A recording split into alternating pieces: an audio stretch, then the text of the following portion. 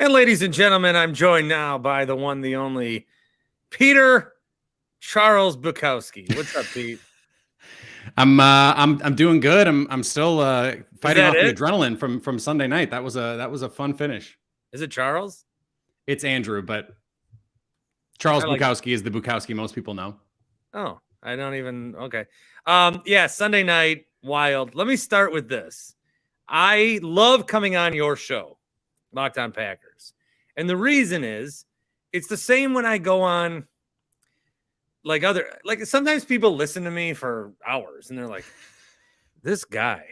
But then when I do like an 8-minute hit on the score or whatever, it's like, oh my God, Bart's very succinct and makes his points. Well, yeah, when I got like 20 minutes, but if you want me to, but anyway, anytime I come on your show, people that I thought didn't like my takes suddenly do. And so I thank you for that platform. The one guy that I'm trying to figure out what his deal is, a guy named Matt sent me a DM. He says, I heard you on Locked On Packers. Curious what Aaron has said or done in his life that you are referring to him as having a huge ego. You're making that up, Bart. You're making that up. Rodgers, who is broken and says, I'm going to play until we're mathematically eliminated, even though their chances are less than 0.1%. He doesn't have an ego? Matt, it's right in front of you, dude. Listen, this is why I have tried to engage less with the people online because, man, they make it hard for me to want to be honest.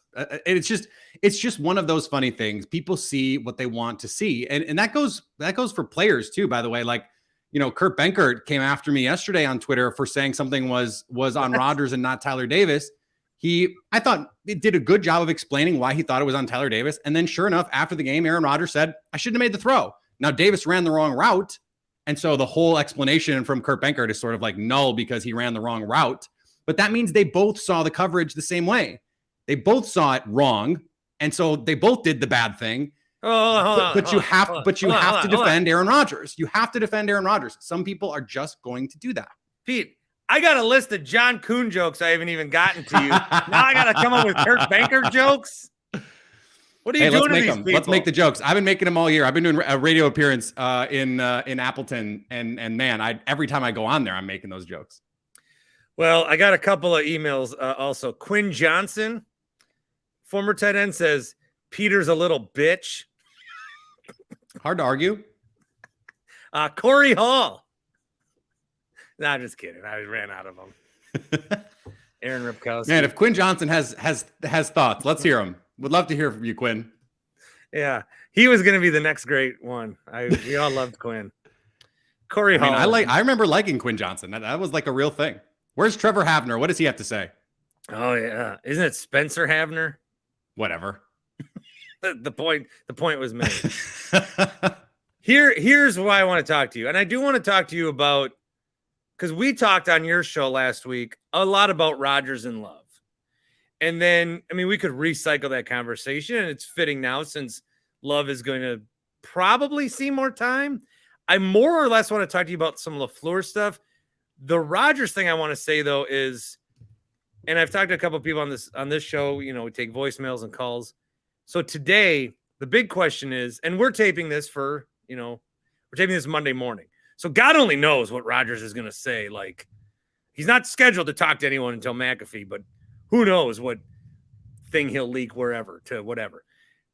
What benefit does it do anyone, non-Aaron Rodgers? I'm talking LaFleur, Love, the team, Goody, Murphy, any random fan.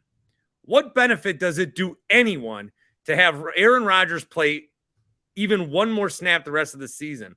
I can't think of one other than, Matt, satisfying Rodgers' ego that he doesn't want to go. I had the tweet ready to go on Sunday with Paul Pierce, where Paul Pierce was hurt in the wheelchair. And then as soon as Jordan Love was going to take the field, Rodgers was going to run back out there. I'm surprised he even let him get in there, Pete. Too bad it wasn't just that he had to take a poop, because that was apparently Paul Pierce's excuse, that he had the runs. Some poops I need a wheelchair for, buddy. Bart, the answer to your question is the only person it benefits is Aaron Rodgers, and maybe like Aaron Rodgers' agent, because it could turn into something, where he gets a deal restructured in the offseason or something. There is no benefit to the Packers to play him. The only benefit is to Aaron Rodgers. And so what I think is the case is, if you're trying to negotiate with this guy, and the Packers have been hit or miss negotiating with him over the last 2 years, right? So we'll see how this goes. But if Rodgers says, I want to keep playing, if I'm Matt LaFleur, if I'm Brian Gutekunst, if I'm Mark Murphy, I'm going, okay, here's Chicago. Beat the team that you always beat. You're like 95-1 lifetime against them. You own this team. Go get your licks in one more time. And after the bye, you're going on IR. Like, that's just how this is. Well, that's what we thought was going to happen for a long time. I think we've started to read some tea leaves, but Rodgers said after the game, once they're mathematically eliminated, then the conversations can start. If you're the Packers, at a certain point, you have to put your foot down and just say no. Like, it's not in the best interest of the team for Aaron Rodgers to continue to be out there. It's just not, especially hurt.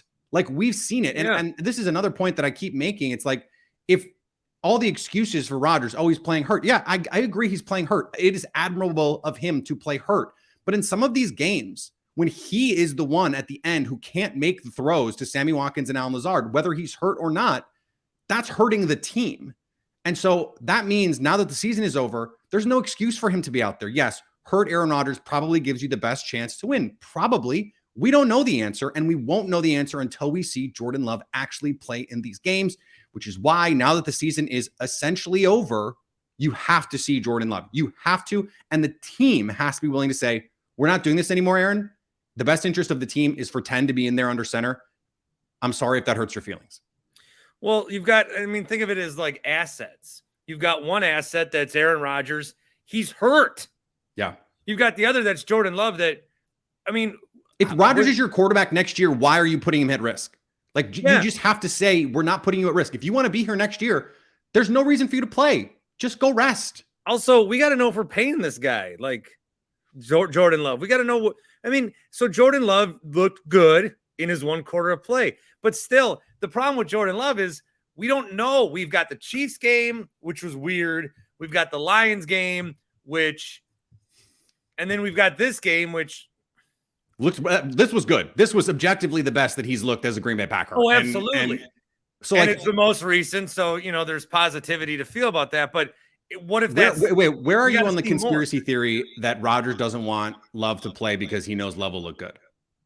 Very much in the QAnon camp on that. the QAA Aaron. Yeah. Yes, very much.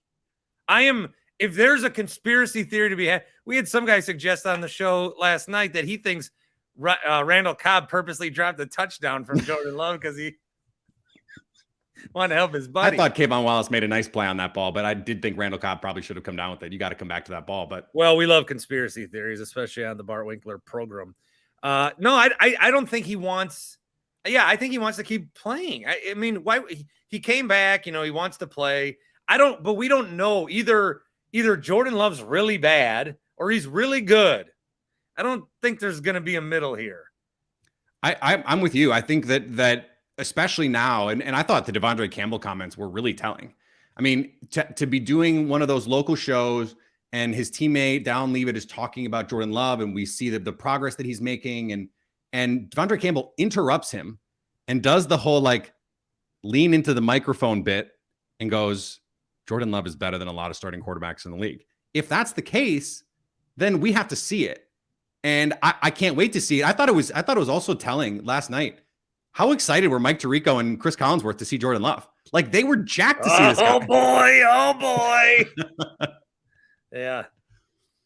It was fun. Excited. It was fun to see. And I think no matter what, the best thing for the future of the team, even if Aaron Rodgers is on the team next year, if Aaron Rodgers is your quarterback in 2023, then maybe the best time to get something of value for Jordan Love is now, when a team can pick up that fifth-year option and they can make him their starting quarterback. Wouldn't the Colts love to go get Jordan Love right now? Aren't there 5 teams that could talk themselves into Jordan Love if he goes out and plays well? Or he plays well enough that a team is going to go, hey, here's all the picks for Aaron Rodgers. That's in play too. Well, here's something I want to say, and I want you to amplify it on your show and credit me every time you do. Okay. Because I think that we've always said Rodgers had 3 years behind Favre. And he got to see the mistakes that Favre would make. Oh, you throw them away. And so Rodgers, he doesn't like throwing interceptions because Favre. Rodgers learned a lot from Favre. He learned a lot of the good. He learned a lot of the bad. And it's it's part of the reason he's so good. Why are we limiting that to just on the field? Don't you think Rodgers learned from Favre off the field too? Don't you think Rodgers, one of the things that Favre had when he was trying to leave is we knew Rodgers was good. And so we're like, hey, let's go to the next guy. Rodgers sees what happened to Favre, was like, no. I'm gonna renegotiate my salary. Favre didn't do this, so that they're basically stuck with me. And then I'm not gonna let them ever know if this guy's good. So I think Rodgers is learning as much off the field as on. Thank you. I love that take. That's a terrific take. I might borrow it on Locked On Packers. I'm begging you to. I need with exposure. With credit, of course. Isn't that a sister to the conspiracy theory? Like, I don't even think that's a conspiracy theory. How could Aaron Rodgers have not learned from what he went through with Brett Favre? And I guess the answer to that question is, well, because we saw him throw a hissy fit for a year and a half after Jordan Love was taken. And so you'd think if anyone would have learned to not take it personally and understand that this is just the way of the NFL, he would have, and clearly he didn't. But like he clearly picked something up from that whole situation. The question is whether he learned the right lessons. Did he learn the right lessons? And certainly, did he learn the lessons that's to the biggest benefit of the team? That I don't know if I can say with any confidence that is going to be the case. That's another reason why, if you're the Packers, you have to go, no, this is our organization. If you're Brian Gutekunst, even if Mark Murphy and those guys have to get involved, you have to be willing to go and say, the best thing for this team is this. And you either get on board or you go complain on the YouTube show, on Pat McAfee's show, and air out all your grievances there. That's fine, because that's only going to make you look petty and small and bad, even though there's still going to be a contingent of fans who go, see, they're mistreating Aaron Rodgers, even though everyone knows that's not the case. What would the over-under be? Take out Rodgers and take out Love. So that's 51 guys in the locker room. Okay.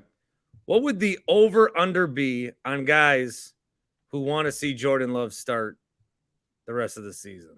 Ooh. Because I personally think at least half of the players want to see Jordan Love, if almost not more. I mean, who wants to see Rodgers is the question. At this point, and now he's hurt, so whatever. But I would have asked this a month ago, and at still this probably point, I think it's probably more than half, just because the season is over. Like a month ago, I don't think it would have been the same number. But even just like you think about relationships at work, like Rodgers has his. We all know who Rodgers' friends are. And Jordan Love is 15 years younger and like the same age as all these other dudes. So they're probably playing. We saw this with Brett Favre, right? When he had his own locker. Rodgers called Favre grandpa. Exactly. And I don't think Jordan Love is doing that by all accounts. They have a good relationship. But to your point, like Jordan Love was training in the offseason with Equinemius St. Brown last year. Now he's not on the team anymore, but that's a guy on the team.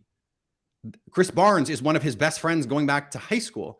By all accounts, he's got good. He trained in the pre-draft process with Josiah DeGuara and AJ Dillon. Like he has relationships on this team, no doubt. I think the Devondre Campbell vote of confidence is a big thing. Devondre Campbell's voice holds sway in that locker room. And yeah, if you're one of those players who, as I have said now multiple times, has not loved the way Aaron Rodgers has handled accountability, you are the one going, yeah, I'd like to see Jordan Love. I'd like to see if that looks any different. I'd like to see that. And I actually got a text from someone who knows. My era. I got a text from someone who knows that said the players looked a lot more comfortable with Jordan Love out there than Aaron Rodgers. It seemed like Pete, we could tell that on the TV broadcast. They played a little bit freer. And I was just like, oh, that's interesting. No, I didn't like, I was only watching Jordan Love basically when that was happening because I was just so excited to see him. But I don't know. Is that true? Maybe it is. He looked to like on the sidelines. You and I love a body language doctor. having a really nice conversation with Big Bob Tunyon, having a really nice conversation with Alan Lazard and Matt LaFleur over at the tablet. And I don't want to overread into those discussions, but if you have one guy just MFing you, can we swear on this podcast?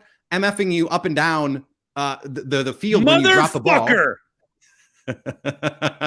I'm glad to know we can now. But if you have someone doing that and they're always throwing you sideways glances and they're throwing shade in the media and this is how they operate, isn't it nice to have someone, a quarterback, who doesn't? Even if you still think Aaron Rodgers is the better player and all that stuff, and even if you like him personally as a guy, isn't your work environment just made a little bit easier? Even if it's not to the betterment of the team, like we saw in The Last Dance, Michael Jordan being an asshole probably pushed a lot of his teammates to levels that they didn't realize they could get to. That seems to be the school of Aaron Rodgers, although now he's putting his arm around guys a little bit more, right? But it is interesting to me that is something that people seemed to have noticed. And I just think that's interesting. Two more places I want to go with you.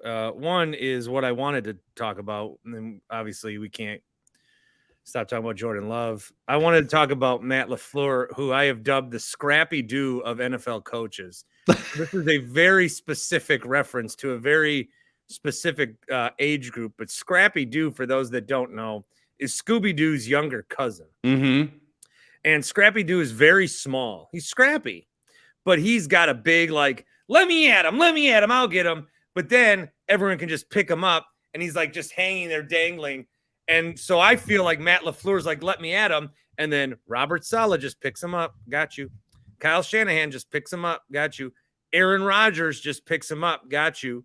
Matt LaFleur, you want to talk about body language? I just want to see a coach that doesn't look like he wants to cry every time that they show him on the field. I would have given my third testicle because people always say I would never give one for anything. I mean, that would hurt. But people always say that I would have, if Matt LaFleur would have just come out on Sunday, because he's like, yeah, Rodgers will play. Yeah, Rodgers. I just wanted him to say, look, we're going to evaluate, and whoever gives us the best chance to win. Just something so minor like that would be so big. But LaFleur, it's not. Rodgers is bigger than the team now, and LaFleur is just like acquiescing to that. Like, do something. Take control. Was this the conversation we had on my show where I asked you if Matt LaFleur, knowing what he knows now about what has happened since, would change how he handled the Aaron Rodgers trade request back in 2021? Goody, I think, would have. I don't know about LaFleur. LaFleur seems to be fine being, I don't know. Weird. Because there were points in the season during the year where he did not seem super thrilled with what was going on. And I think he's a reluctant hostage. Yeah. But he accepts that.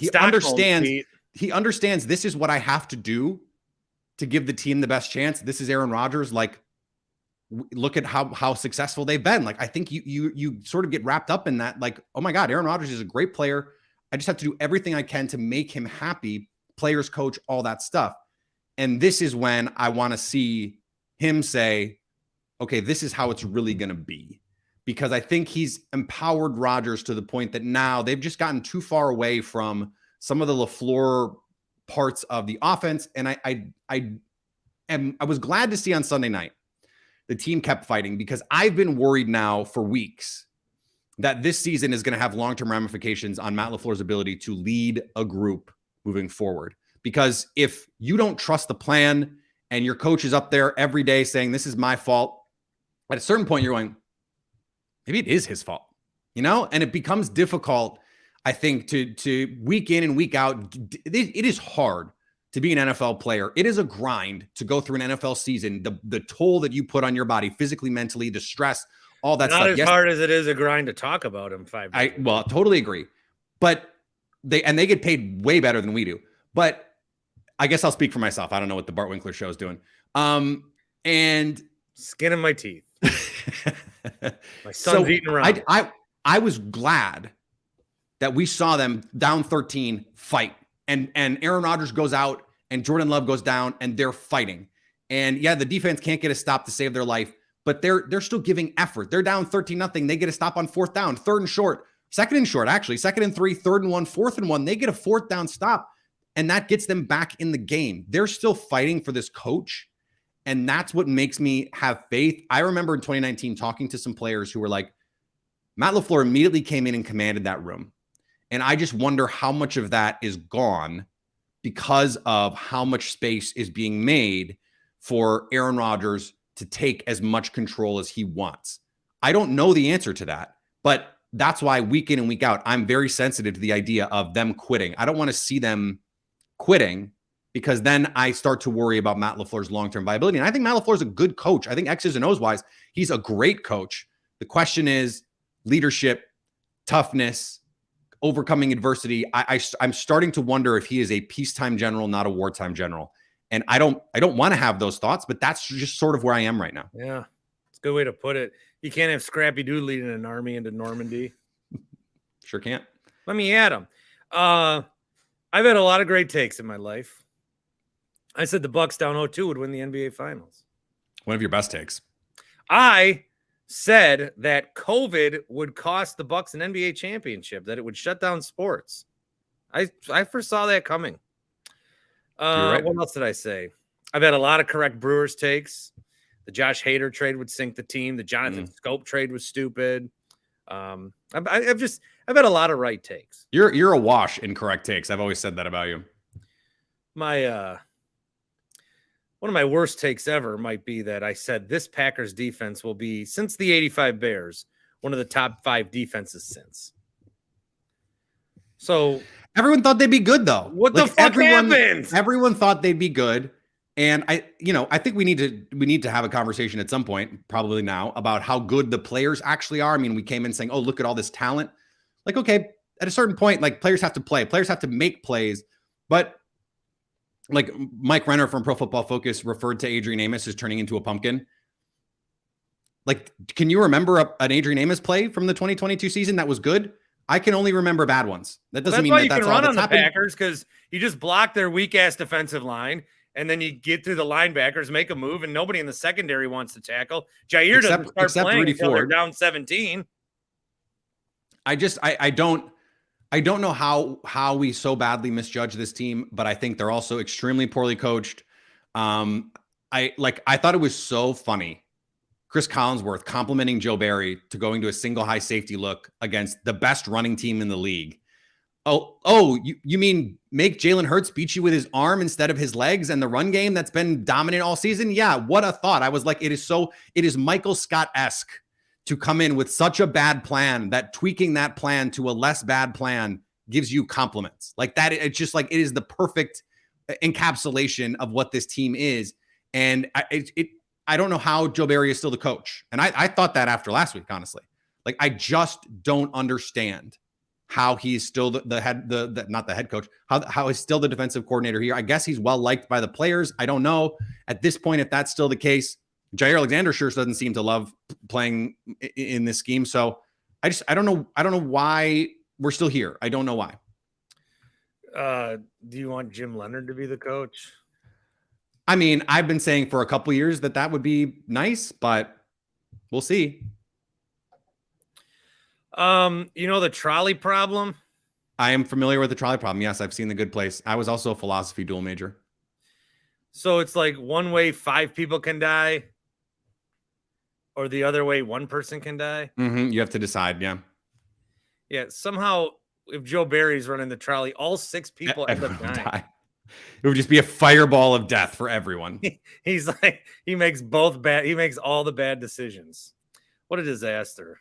All right, I just don't know. Like, I sort of am just like, Aubrey Pleasant is the guy that they brought in from the Lions, from a historically bad defense. He got fired because the defense was so bad. And I'm kind of just like, I don't know. Why didn't you just let him call the defense? Let him give him a shot. Like, I don't know. I still can't understand. Bart, can you explain to me?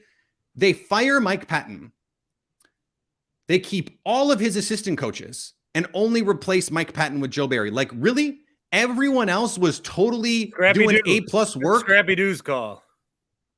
Well, but I have to assume that it was partially Brian. Like, Brian Gutekunst is at least in the meeting, and Mark Murphy signs off. Like, you make no other changes to the staff. How does that make any sense? It doesn't. The answer is, let me answer it for you. It does not. It does not make sense. Well, the Packers, they're trying to avoid confrontation so bad that it's going to end up building the biggest amount of confrontation. So stupid.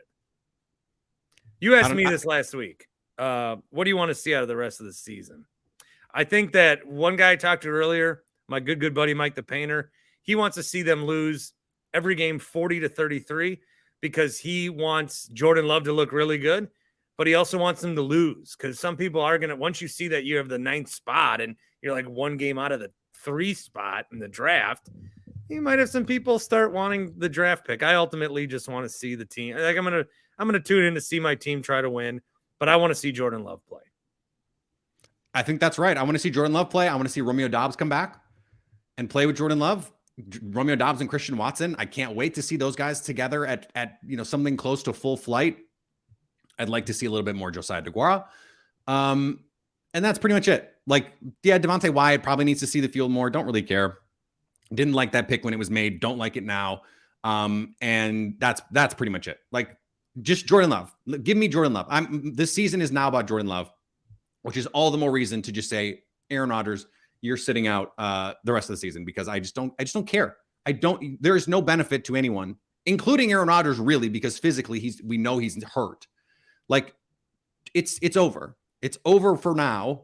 But I think he also knows that there's a possibility that he may never play in Green Bay again, whether it's his call or not. Like, he just may never play in Green Bay again. And he does not want it to be like this. I think he'd like to beat the Bears at least one more time. And that could be, a fitting coda to his time in Green Bay, because it may not be his call. They may decide Jordan Love may look great. And they're just like, okay, like, Raiders, what do you got? Colts, what do you got? Dolphins, Panthers, what do you got? Come get Aaron Rodgers. I think that's very much a scenario in play right now.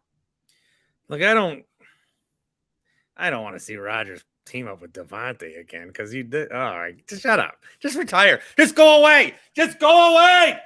He's not giving up $60 guaranteed million, Bart. Not going to happen. Peter Bukowski, always a pleasure. Locked On Packers, wherever you get your pods. I'm bad at signing off. Thanks, Pete. Subscribe to The Leap. Oh, yeah. Subscribe to The Leap. How's that going? Good. We're still live. Okay, see ya.